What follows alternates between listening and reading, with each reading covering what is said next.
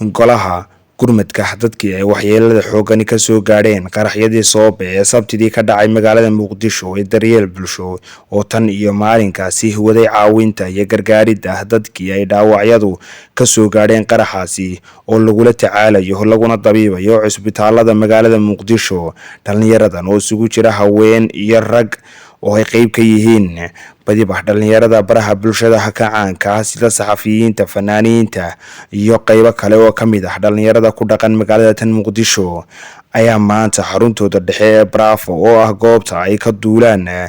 bulshada Soomaaliyeed ee gargaarka gaadhsiinaysa dadkaasi ay saameysay qaraxyadaasina ay keenaan agabka iyo baahiyaadka dadkaasi u baahan yihiin ayaa waxay ku soo booqday sheekha weyn ee Sheekh Cabdul Xay. Gudoomiyaha dhalinyarada Maxamed Cali Siyaad ayaa uga warbixiyay sheekha qaababka kala duwan ee dhalinyaradani u gaadhsiiyaan dadka ku jira xaaladda adag, isagoo carabka ku dhuftay in ay bulsho badan oo isugu jira mas'uuliyiin iyo shacab ay soo gaadhsiiyeen gargaar lacageed iyo adeegyo kale oo ay bukaanadu u baahan yihiin. waxaa maanta ku sugnaa xarunta gurmadka ee Bravo aan ugu talagalnay xarun aan ka duuleynay inaan gurmad ka sameeyno dadkii dhibaatada ka soo gaartay qaraxii Soobe. runtii maanta waxay noo tahay 3 maalin. sidoo kale maanta waxaan nagu soo booqday xarunta gurmadka Cabdi Xay ilaa khayr Allah siiyo oo waqtigiisa noo horay oo diyaar u noqon raba inta noo dhiman inuu waqtigiisa inuu garabna istaag noo muujiyo doono. sidoo kale waxaan ugu soo biiray dhalinyarada gobolka Banaadir qaar ka mid ah oo ayaga naftirkooda gurmad noo wado, ayagana waxaa leena ajir xasan Allah ka siiyo. labada maalin ugu dambeysay waxaa noo qabsoomay gurmad aad u qiimo badan ay ka qayb qaateen ummadda Soomaaliyeed qaasatan ganacsatada oo waqtigooda u horay maalkooda u horay. waxaa guud ahaan aan ku wareejinay isbitaalada magaalada Muqdisho haddii ahaleed raashin, haddii ahaleed dhar, haddii ahaleed agabyo loo baahan maraxado intaasoo dhan deeq waxaa gaarsiiyeen ganacsatada Soomaaliyeed. sidoo kale waxaa si gaar ugu mahadcelinayna ganacsatada ama maqaayadaha oo waqtigooda iyo maalkooda noogu horay inay dadkaas masaakiinta fariintaas wax la gaarsiiyo iyo shirkado oo ayagana ugu talgaleen in furuud iyo dadka dhaawacyada soo gaar inay qayb ay ka siiyaan dadkaas ay wax ku gaarsiiyaan. Ilaahay ajir xasan Allah ka siiyo. Sheekh Cabdi Xay dadkan dhalinyarada u jeedan waa dadkii 3 maalmo oo waqtigooda u horan ayagoo qadeen quraan wax walba waxay imaanay xarunta ee Bravo si dadkooda waqti u siiyaan dadkooda u caawiyaan. Ilaahay ajir xasan idinka Allah idinka siiyo. wax walba aan qabanin dadaalkiina ku yimaadeen, wax kasta aan qabanin waxa ku yimaado ummadda Soomaaliyeed ayagana garab aan ka heleyno. weli gurmadka naguma filna 2 maalin aan soo dhaafnay still waxaan oo sii dhibnaan doona hay'ad 3 inta dhiman in aan garab aan ka helno bulshada Soomaaliyeed. intaasna waxaan ku gaari karnaa waa gacmo wada jira wax lagu qabtaa inaan gacan wada jira wax ku qabsano. marka insha Allah inta noo dhimi ilaa noo fududeen inta dhimna waxaan rabnaa Sheekh Cabdi Xay lacaga akoomo ee daryeel bulsho ee dad muxsin soo direen, laakiin waxaan rabnaa si guud ahaan hal mar inaan wada bixino. wax ku bixi karna waxa waaye in xog aan helno. wax xog hadaa hesho wax waa bixi karnaa. labada bir noo dhimin waxaan rabnaa dadka dhibaatada soo gaartay dhaawacyada si u kala diran yihiin, waxyaalaha u baahan yihiin inaan tiim guddi aan xil saarno oo xogtaas aroorino. xogtaas marka aroorino kadibna aan isku wada imaano lacag akoon oo daryeel bulsho leedahay inay ku hartmar dhaqan daryeel bulsho waxa waaye mar walba dadka isku xirnaanay lacagna ma aroorino, laakiin gurmad markay tahay waa inaan hal meel aan wada soo jeesana si dadkana wax ugu qabano. lacagta soo gasna waxaan insha Allah waa firaaqeynayna. waxaan ku firaaqeynayna dadka loogu talgalay ayaan dib ugu celin doonaa. waxay daryeel bulsho leedahay maana wax umad Soomaaliyeed leedahay cid walba soo jeediyo ajir xasan Allah ka siiyo. waxaan rabnaa inaan xarunta aan ku soo dhaweeyno Sheekh Cabdi Xay oo waqtigiisa loo hore. sidoo kale waxaa si gaar ugu mahadcelinayaa hay'ad walaalkeena qofka ugu horeey maanta oo garab istaag noo muujiyay oo dadka kiciye walaalkeen Frank weyn ee Dayaxdal Nuurse. Ilaahay ajir xasan Allah ka siiyo xamdi bilan oo gurmad noogu yimid in ay dhaheen deeqda waxaan gaarsiin daryeel bulsho si dadkaas wax looga qabto. sidoo kale waxaan u mahadcelinaynaa wasiirka xigeenka ee kalluumaysiga Cali Cali oo asagana mushaarkiisa qayb ka mid ah ugu talgalay dadka dhibaataysan ee ka soo gaartay qaraxii Soobe. ajir xasan Allah ka siiyo. qof kasta waxaan rabnaa fanaan walba dayax kale inay noqdaan xamdi bilan in loogu daydo. siyaasiyiinta kalena waxaan rabnaa inay ku daydaan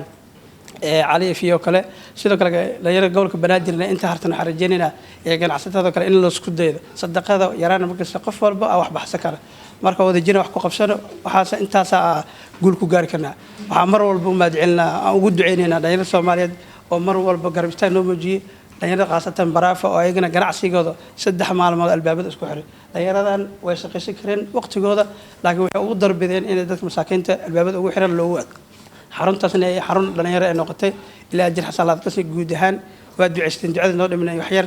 aqlaas aan ka dhigan aan yeeshina sidoo kale waxyaalaha noo dhimanna marka isbitaalada la aado mar walba ku soo celcelina wacyigelinta aan badino bukaan oo isbitaal qof jiifiya suur laga qaaday deeqdan marka lacagta aan qeybanayno iyo wax marka qeybanayno anaga inta suur ku galayno isbitaalka suur ku galayna anaga tarjumaad u noqonayna dadkaasina wax gaarsiin laakiin bukaan isbitaal qof jiifo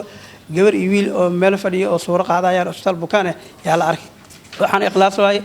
anaga isbitaalada uu galayna marka ilaahay ajir xasalaad ka siiyo ugu dambeyntii Sheekh Abdul Hayy ayaa uga mahad celiyay dhalinyaradan dadaalada ay wadaan isagoo u duceeyay intii ku dhimatay inta isbitaalada ku jirtana caafimaad u rajeeyay bulshada Soomaaliyeedna waxa uu cod dheer ugu baaqay in la garab istaago cid kasta oo bulshadaasi gargaar u wada in loo wada istaago sida xadiiska Nabi sallallahu alayhi wasallam mathalul mu'minina fi tawaadduhim wa tarahumihim wa ta'adufihim kamathal al-jasad al-wahid dadka mu'miniinta waxay isla mid yihiin sidii hal jir oo kali ah oo hadii ay qayb jir kamid ay xanuunsato inta kalena ay la xanuunsanayaan marka xanuunkii dadkaas gaaray inta fayow xanuunkii inay qayb ka noqdaan oo dhafartan iyo soo jeedkan badan iyo orodka badan iyo aad sameeynaysan ay qayb ka tahay inaad la qaybsanaysan xanuunka ummadda dhan la rabo inay xanuunkaas wada qaybsato marka inta waxaysana in ay soo gaarsiiyaan inta xoog iyo dhaqdhaqaaqa yaani lehna ayaguna ay dhaqdhaqaaqan oo dadka ay gaarsiiyaan waa waajib in wada saaran fardu kifaayaha iska rido oo yaani haday qaar dad kamid hawshii qabtaan qaarkii kale dambigu ka dhacaya hadii laakiin wax qaada la waayo kulli waa loo dambaabaya si markaan loo wada dambaabin dadku inay noqdaan qof kharashkii bixinaya iyo qof geynaya iyo qof u ducaynaya iyo qof soo booqanaya dadku markay iskaashadaan ay isu naxariistaan ayuu Ilaahayna u naxariisanaya marka dhalinyaradu waxa ay kari kareen ayaa sidaas ah wadankeena oo yaani qurux badan oo dadkeena ay walaalo yihiin oo isjecel yihiin oo waxyaabaha ka fikirna horumarka ay tahay fiicnaan lahayd laakiin maanta waxyaabaha asaasiyaadka ah ayaa maanta arkaysa dhibaatadina inay haysata iyo ummadeena say u dhibaataysan tahay dhibaatadaas dadkii ka bixin lahaana waa dhalinyaradaas Soomaaliyeed dal iyo dibadba dareenka midaysan ka muujisay xanuunka Soomaaliyeedna soo gaarayna meel walba ay ka wada dareensan yihiin qof walba wuxuu qaban karo ayuu qabanayaa dhalinyaradan hadii tabartooda inta noqotay odayaasha iyo cid kasta oo inta ka sii weyn qaban kartana inay qabtaan ayaa looga baahan yahay qof walba meesha uu joogo inuu ka gurmado hadii mesela uu meel dab uu ka kaco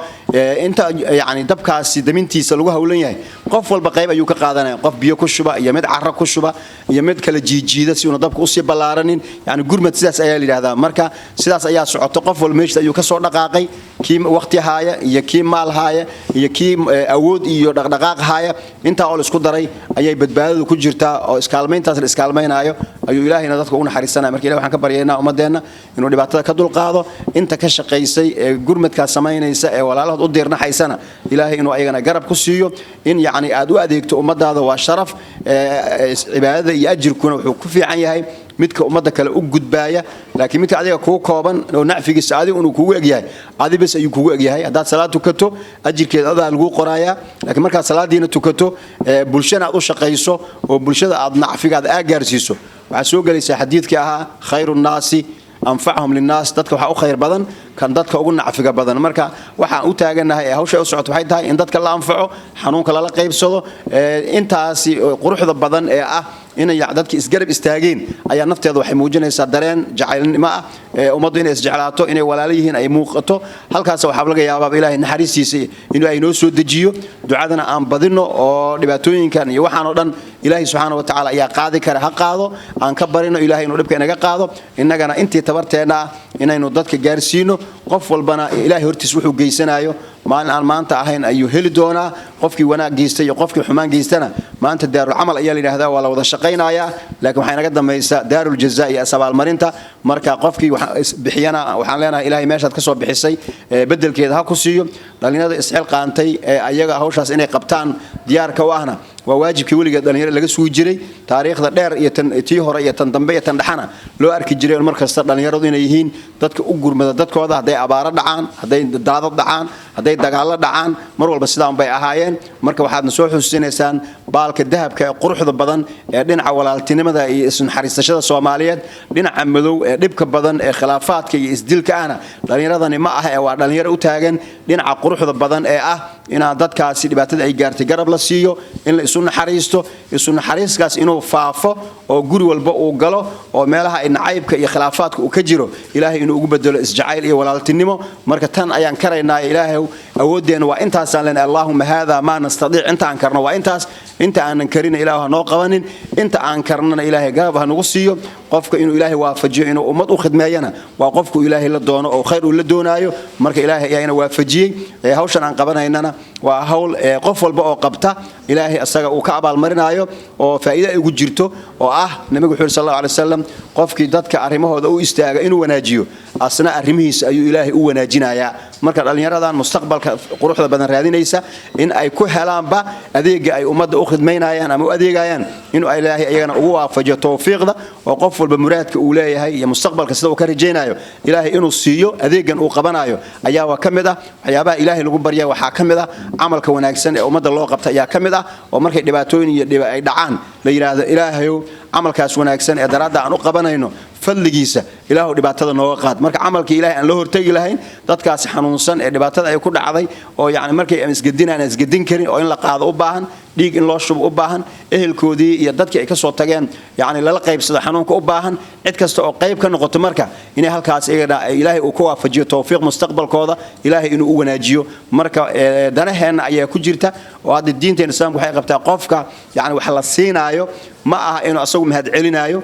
kan wax siinaya ama hawsha qabanaya ayaa mahad celinaya oo wuxuu leeyahay ilaahay soo tilmaamay wayudcimuna at'aama ala hubbihi miskiinan wa yatiiman wa asiiran inma nud'imukum liwajhi llahi لا نريد منكم جزاء ولا شكورا يعني مهد علن إذن كما ربنا إلهي بان كربنا مركا قفكا لبعتدا أي كل عضي السجع أيتها إن لو مهد علي أو السبرسيو أو اللي هذا وان قرب تاجنا هاي لبعتدا سكور عضنا وان كحنا هاي وحي عن كرنا وان كل قبنا إنا مركا إنا أجر كاهلنا إنا نكو أذيجنا إلهي اكتسان وحجر هذينه آيات كم هتسنتها إلى الله أنت حنوصان إلهي سبحانه وتعالى عافيه أنت أسدعو عن نقطة إسبتالات كجرت إلهي أو بوجدايا أنت اللي مثلا الله نحرسته ومد الجرمان qof walba qaybta uu ku leeyahay gurmadkana qof walba meesha uu ka ooman yahay Allah ka waraabiyo qof walba muraadkiisa Allah u sahlo guud ahaan ummadda Soomaaliyeed ilaahay dhibaatada ka qaado dal iyo dibad meel kasta oo joogno oo dhibaato ay ummadeena ku haysatana ilaahay dhibaatada ka qaado nabadgelyo caam Allah inoo soo dejiyo caafimaad degdeg Allah siiyo dadkaas xanuunsan dhalinyaradaas dadaalaysana ayagana ilaahay khayr ha siiyo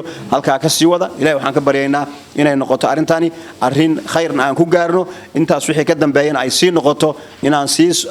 raadino in aan dadkaasi ayna dareemin in meeshii yaani laga maqnaaday ay dareemaan dad walaal leh oo garab taagan inay jirto looma buuxin karo boosaskii banaanaaday laakiin waa la isku dayi karaa in la garab istaago dhamaan aan garab istaagno waa mahadsantiin salaamu calaykum waraxmatullaahi wabarakaatuh waa Ibrahim Suleymaan Hanuuniye